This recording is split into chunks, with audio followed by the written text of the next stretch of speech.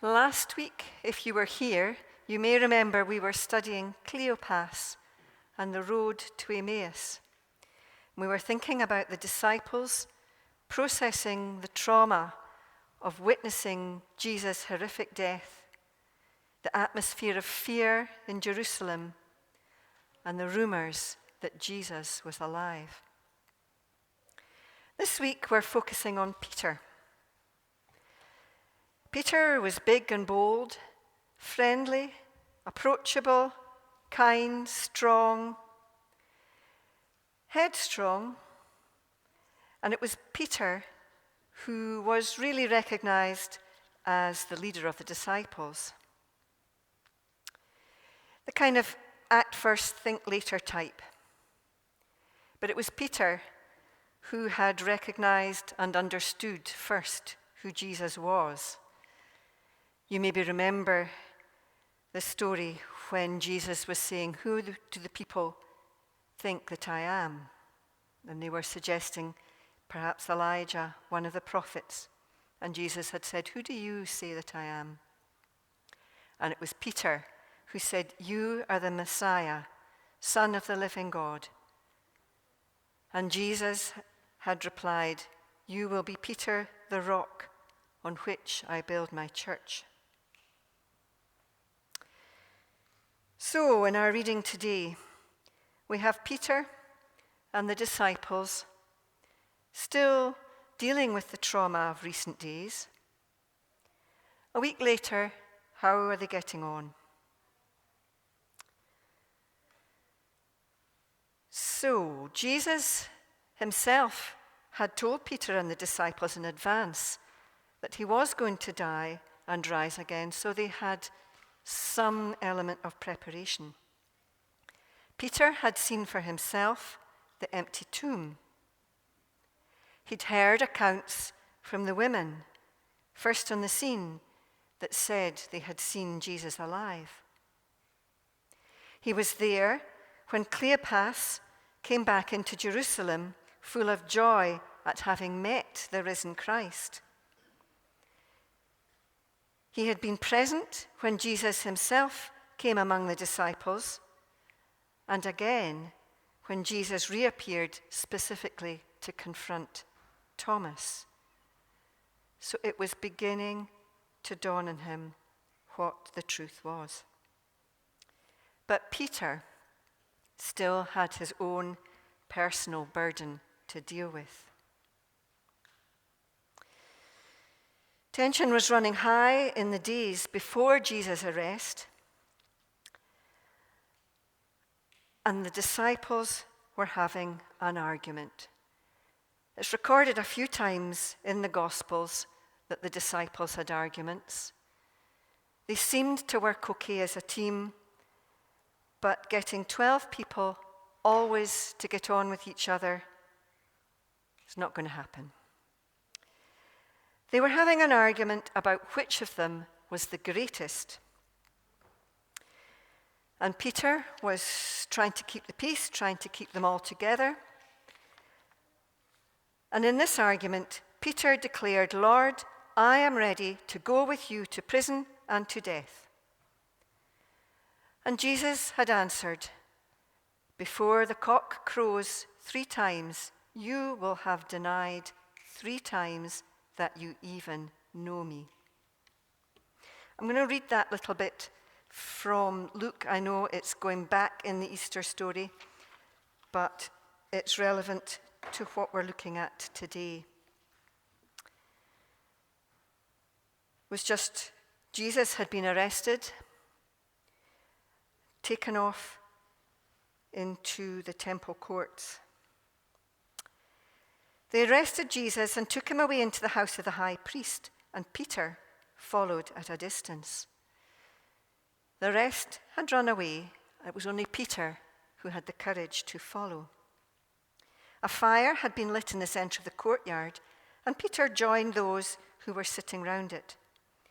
When one of the servant women saw him sitting there at the fire, she looked straight at him and said, "This man too was with Jesus." Peter denied it. "Woman, I don't even know him." After a little while, a man noticed Peter and said, "You're one of them too." But Peter said, "Man, I am not." And about an hour later, another man insisted strongly, "There isn't any doubt that this man was with Jesus. He's also a Galilean." But Peter answered, "Man, I don't know what you're talking about." At once, while he was speaking, a cock crowed. The Lord turned round and looked straight at Peter.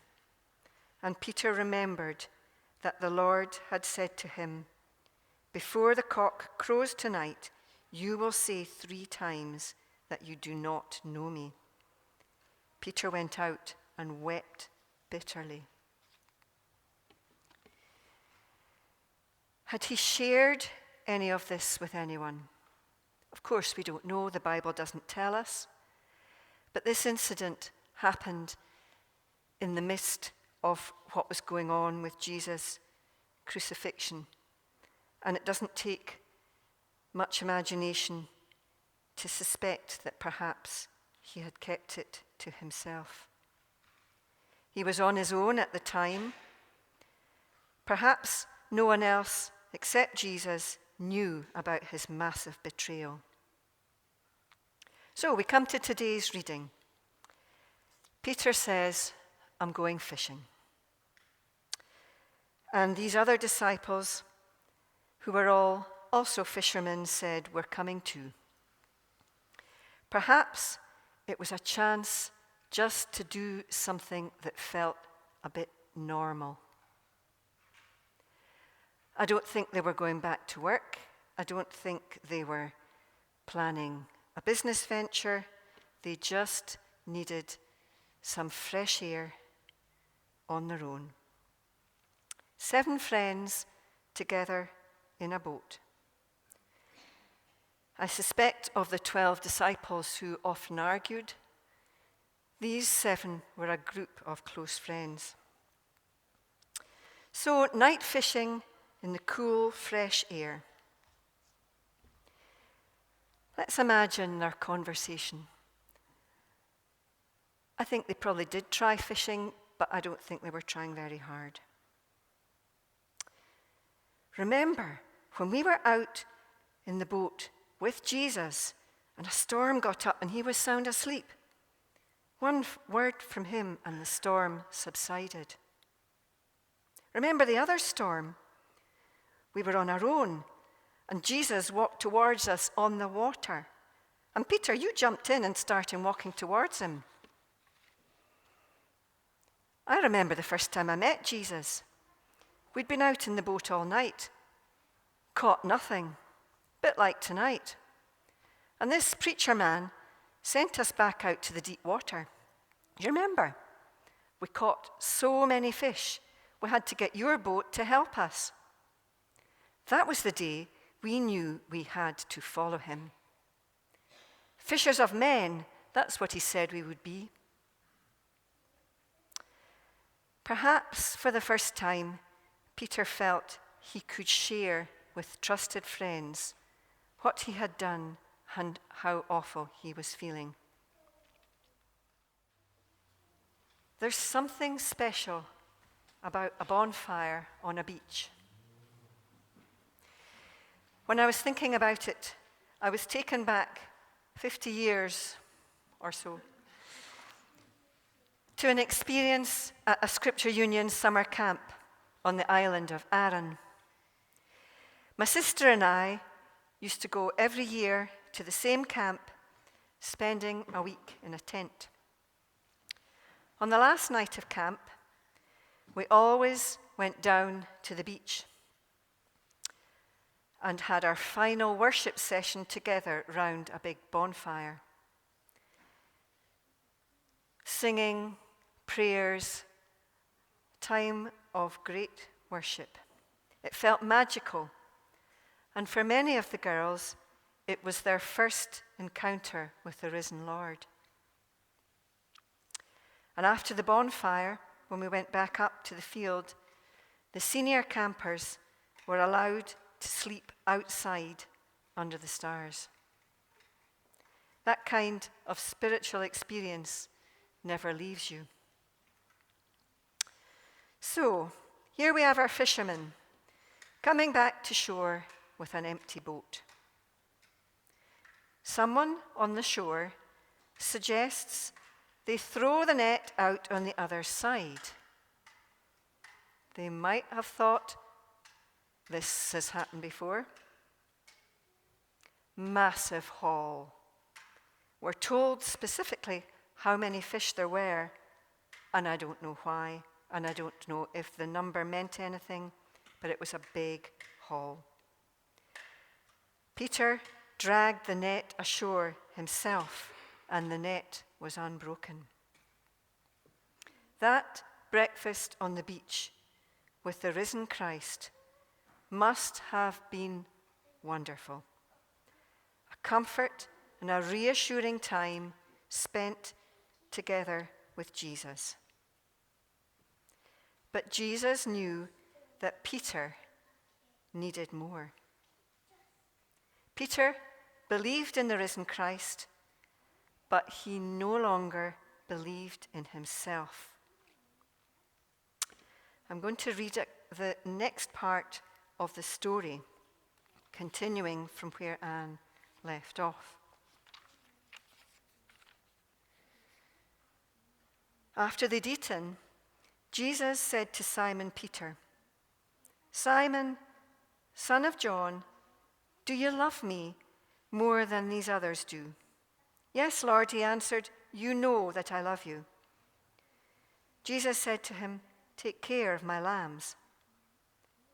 A second time, Jesus said to him, "Simon, son of John, do you love me?" "Yes, Jesus," he answered, "you know that I love you."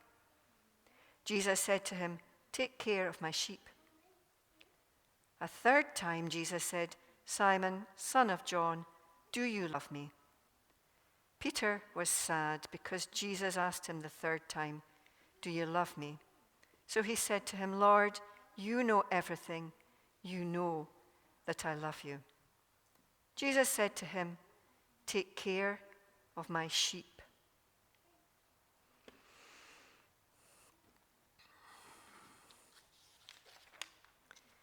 Jesus knew that Peter was struggling to come to terms with his disloyalty, his complete disowning of Jesus, his apparent cowardice.